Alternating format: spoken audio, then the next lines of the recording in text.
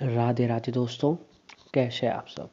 दोस्तों, हमारे YouTube channel पर आपका स्वागत है। हमारे इस चैनल को सब्सक्राइब कीजिएगा और हमारी इस वीडियो को लाइक, शेयर और कमेंट जरूर कीजिएगा। दोस्तों, जैसा कि आप सभी लोग जानते होंगे कि चैत्र नवरात्रि जो है दोस्तों अभी चल रहे हैं।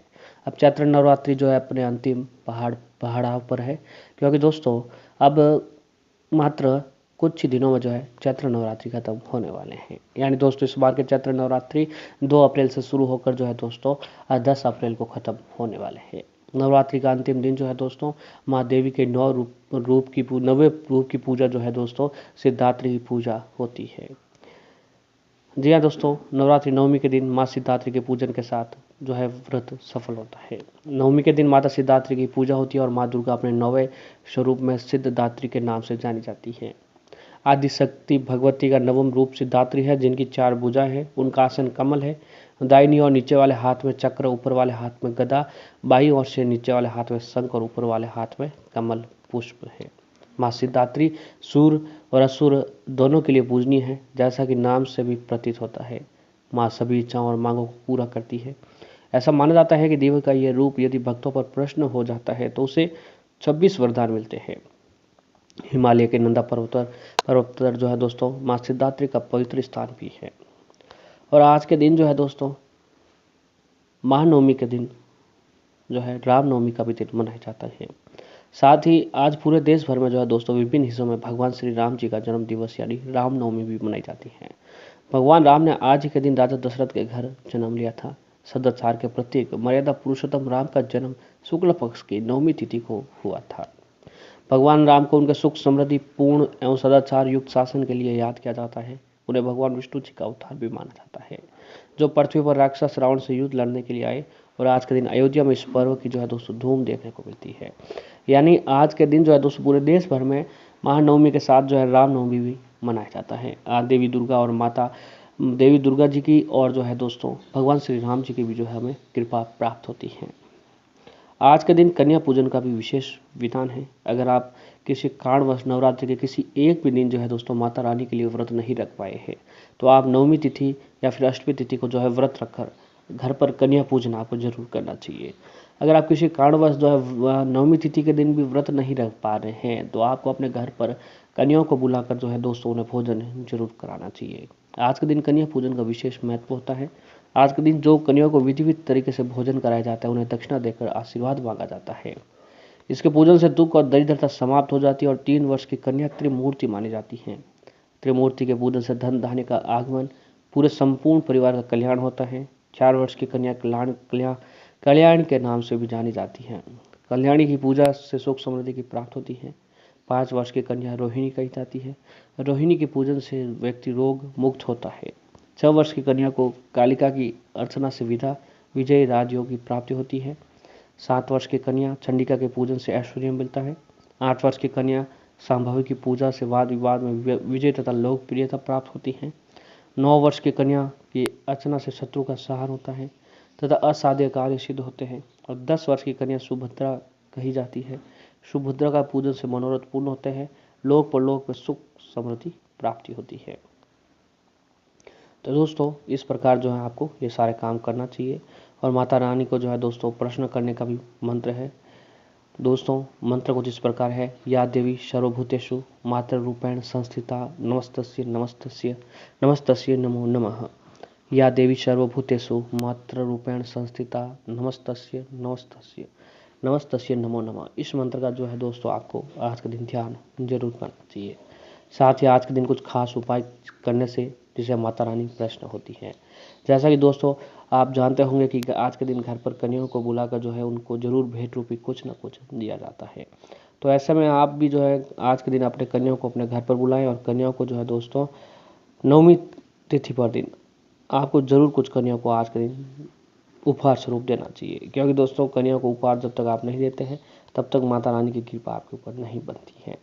तो कुछ चीज़ें हम आपके लिए ऐसे बता रहे हैं जो नवरात्रि के नवमी तिथि के दिन जब कन्या आए तो दोस्तों कन्या भोजन में के बाद उन्हें कन्या को ये चीज़ें जरूर दे देनी चाहिए, ताकि जो है खत्म होते हुए नवरात्रि भर माता रानी आपके ऊपर प्रसन्न हो और आपके जीवन की हर परेशानी खत्म कर देती है। दोस्तों नवरात्रि में जो है माँ भवानी इन छोटी कन्याओं के रूप में हमें आशीर्वाद देने हमारे घर पर आते हैं। तो इन कन्याओं को आदर के साथ आपको बुलाना चाहिए और सम्मान के साथ भोजन कराकर भेंट देनी चाहिए। तो कुछ ऐसे ही भेंट, ऐसे ही गिफ्ट्स जो है दोस्तों हम आपको लिए बताने जा रहे हैं, जो आपको नवरात्रि के इस पावन पर्व पर बच्चियों को, कन्याओं को जरूर देना चाहिए। तो पहला है कि नवरात्र में आप कन्या भोजन करें तो कन्याओं को उपहार के रूप में लाल वस्त्र देने का भी विशेष महत्व होता है। अगर किसी वजह से आप लाल वस्त्र देने में असमर्थ है तो सभी कन्याओं को लाल रंग की चुनरी दे सकते हैं। लाल रंग को वृद्धि का प्रतीक माना जाता है और इसके साथ ही लाल रंग माँ की पोशाक का रंग होने के कारण ही बेहद ही शुभ भी माना जाता है। वही लाल रंग के वस्त्र देने से आपका मंगल भी काफी मजबूत होता है। अब अगला जो है दोस्तों, नवरात्रि में कन्याओं को भोजन कराने में कन्याओं को कम से कम एक मौसमी फल जरूर देना चाहिए। माना जाता है कि नवरात्रि में कन्याओं को फल देने से आपको आपके अच्छे कर्मों का फल कहीं पुनः वापस होकर प्राप्त होता है। फलों में सबसे शुभ केला, नारियल का माना जाता है। माना जाता है कि केला भगवान विष्णु जी का प्रिय फल और नारियल पानी श्रीफल यानी लक्ष्मी जी का प्रिय है। इन दोनों का ही दान करने से आपके घर में सुख समृद्धि की वृद्धि होती है, धन दौलत की भी प्राप्ति होने लगती है। अब दोस्तों, कन्या भोजन को कराने के लिए आपको कम से कम एक मिठाई भी शामिल जरूर करनी चाहिए। अगर किसी वजह से आप मिठाई शामिल न कर सके तो घर में साफ सुथरे ढंग से बनाया हुआ सूजी या फिर आटे का हलवा भी माता रानी को भोग लगाकर कन्याओं को खिला सकते हैं। ऐसा करने से आपके गुरु ग्रह की मजबूती बढ़ती है और माँ भगवती भी आपसे प्रसन्न होती है। तो अगला जो चीज़ है वो दोस्त है श्रृंगार सामग्री। तो नवरात्रि में कन्या भोजन कराने के बाद भेंट में कन्या को श्रृंगार की सामग्री भी उपहार में दे सकते हैं। यह श्रृंगार सामग्री पहले माता रानी को अर्पित करनी चाहिए और उसके बाद छोटी छोटी कन्याओं को बांट देनी चाहिए। मान्यता है कि कन्याओं द्वारा ग्रहण की गई श्रृंगार सामग्री सीधे माता रानी द्वारा स्वीकार कर ली जाती है। तो दोस्तों, कन्याओं को जो है आपको ये भी श्रृंगार की सामग्री भी भेंट करनी चाहिए। अब अगला जो है दोस्तों, परंपरा के अनुसार कन्याओं को जब विदा किया जाता है तो विदाई में उनको कोचा दिया जाता है। इस कोचे में चावल और गुड़ दिया जाता है। मान्यता है कि इससे आपके घर के धन धान्य में वृद्धि होती है। तो नवरात्रि में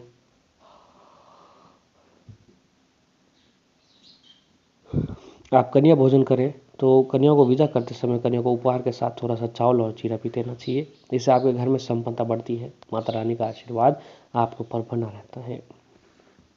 और अगला जो है दोस्तों, सिक्का। तो नवरात्रि में कन्याओं को विदा करते समय उन्हें दक्षिणा के स्वरूप रुपए पैसे भी जरूर देने चाहिए। ऐसा करने से माता लक्ष्मी जी प्रसन्न होती है और आपके भंडार भर देती है। हो सके तो कन्याओं को अपनी सामर्थ्य के अनुसार 11, 21 या फिर 51 रुपये भी आज के दिन देने चाहिए। ऐसा करने से माता रानी का आशीर्वाद आपके ऊपर बना रहता है और जीवन में सुख समृद्धि और धन दौलत की भी प्राप्ति होने लगती है।